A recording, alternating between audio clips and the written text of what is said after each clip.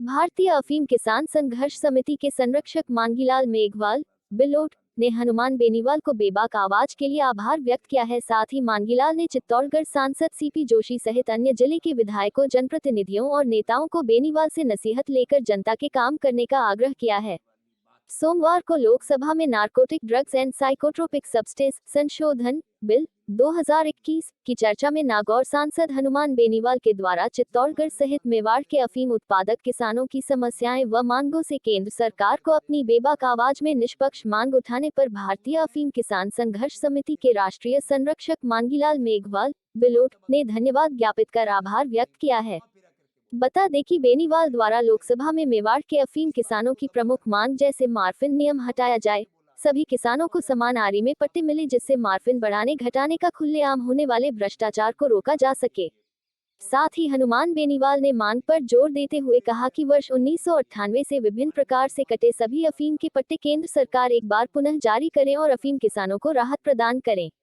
बेनीवाल ने संसद में कहा कि बेमौसम बरसात सहित अन्य कारणों से किसानों के पट्टे कट जाते हैं और वो पट्टे नारकोटिक्स विभाग द्वारा रोक लिए जाते हैं, तो ऐसे में बेनीवाल ने वित्त मंत्रालय से मांग की है कि वर्ष 1998 से कटे सभी अफीम के पट्टे फिर से किसानों को देकर राहत प्रदान करें।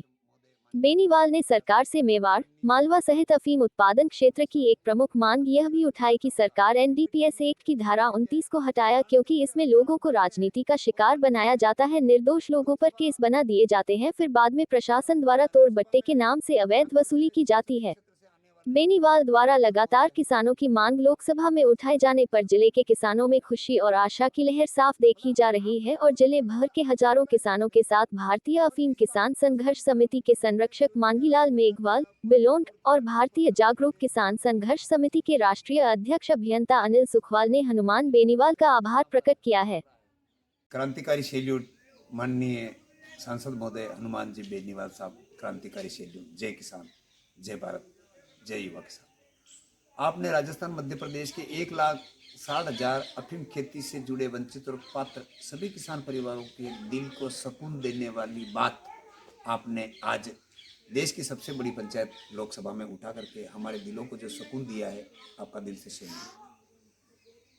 जिन माननीय सांसद महोदय को हमारे राजस्थान और मध्य प्रदेश के किसानों ने चुन करके दिल्ली भेजा, उन्होंने अफीम खेती की नीति को चबा चबा करके बोला, सीधा सट नहीं बोला, घुमा फिरा करके बोला।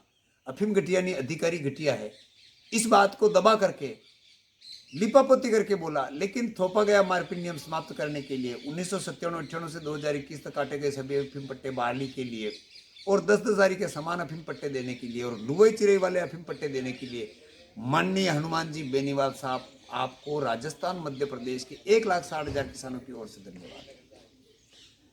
मैं माननीय सांसद महोदय जो अफीम खेती से जुड़े हुए हैं, माननीय श्रीमान सीपी जी जोशी साहब, माननीय श्रीमान सुधीर जी गुप्ता साहब, माननीय हमारे लोकसभा के अध्यक्ष महोदय माननीय ओम जी बिरला साहब, माननीय दुष्यंत सिंह जी साहब, आप सबसे निवेदन करना चाहूँगा, अफीम घटिया नहीं, अधिकारी घटिया है। आप सब जानते हुए अनजान बन रहे हैं और माननीय